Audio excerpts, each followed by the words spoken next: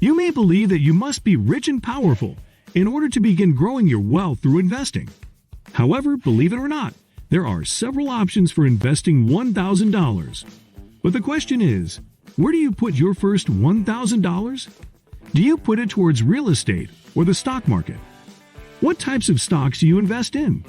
Is $1,000 sufficient to begin investing? We'll answer all of these questions and many more. So give the video a thumbs up and let's get this party started. Consider the following example to better understand what investing is and how it works. Suppose you worked so hard and saved $300,000 that you can afford to visit a Ferrari store and get yourself a luxury car to show everyone how successful you are, or buy real estate home and rent it out. You will receive at least $2,000 per month. If you decide that you no longer want to get that $2,000 paycheck every month, you may sell it and recoup your initial investment. In fact, the value of your investment may increase, allowing you to sell it for a better price. And that is how money is made. However, real estate cannot be purchased for $1,000. That isn't even enough for a down payment. However, that doesn't mean you can't put that $1,000 somewhere else and let it grow. The simplest solution is to place it in a savings account and earn interest. But why would the bank pay you to keep your money in the bank? Shouldn't they instead charge you? No. The bank, you see, will take your money and lend it to someone else at a higher interest rate, then divide a piece of the profit with you.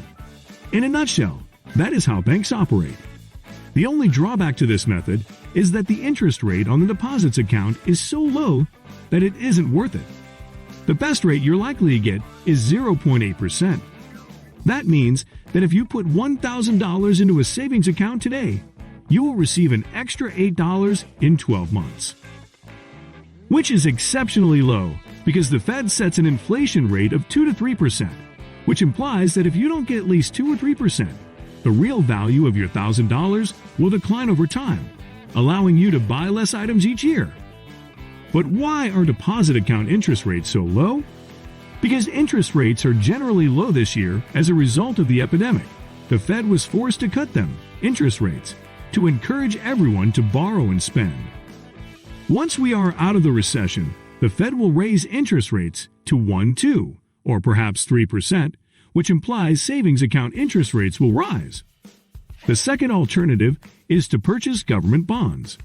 A government bond is a security that the government issues to collect funds to support government spending. Say the government wants to build a school but lacks the funds to do so, so it issues an IOU, a piece of paper that states that whoever possesses this security owes the U.S. government this much money plus interest. Of course, this is an oversimplified example, but you get the idea. Interest rates greatly influence government bonds. Thus, because interest rates are unusually low this year, government bond rates are less than 1%. Government bond rates were as high as 3% 2 years ago, when interest rates were high, which is not terrible, because government bonds are the safest investments you can make. Any investment entails some level of risk. For example, if you loan money to the U.S. government, what are the chances that the U.S. government would fail on its loan? The entire U.S. economy may have to crumble in order for the U.S. government to go bankrupt.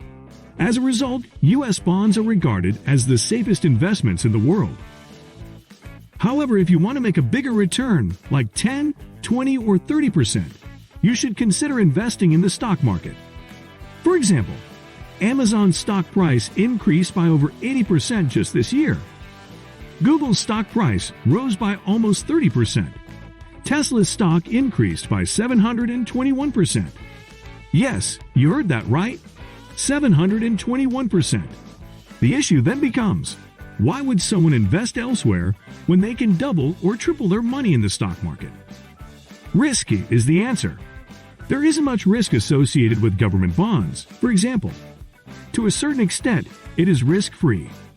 However, when it comes to particular firms, there is a danger that the company will collapse, declare negative results, or any other unfavorable news will cause the stock price to fall. The company may develop a product, and if the public does not like it, this might result in some unfavorable headlines, which can drive down the price, so larger profits come with more risk. Apple is a well-established firm with fewer chances of failure than Tesla, but it also has less room to develop than Tesla, which is why Tesla grew by 721% this year, while Apple grew by only 70%. What you must decide for yourself is how much risk you can tolerate without going insane. If that is all you have left, perhaps risking it all isn't the best decision, because if things go wrong, you could lose most of it. Investing in an index is one approach for investors to reduce their risk in the stock market. The most well-known is the S&P 500, which tracks the top 500 U.S. companies. Thus, an index fund would essentially invest in them. Some of these businesses will undoubtedly fail, while others will thrive. According to historical data, the S&P 500's average return rate during the 1920s has been roughly 10%. This means, but how do you get your hands on these index funds? Where do you even begin? First, you must locate a broker or someone qualified to sell you stocks. It was always someone in the past.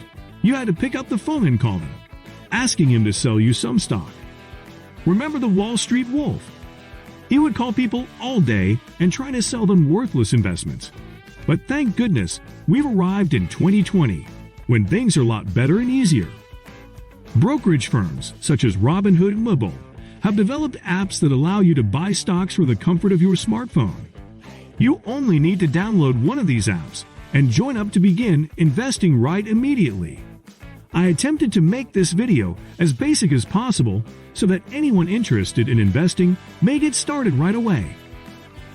Often, you want to start investing but have a million questions, so you start Googling this and that and get fatigued after a while. And then you give up and try again a few months later. So I try to address all of your questions in this short video.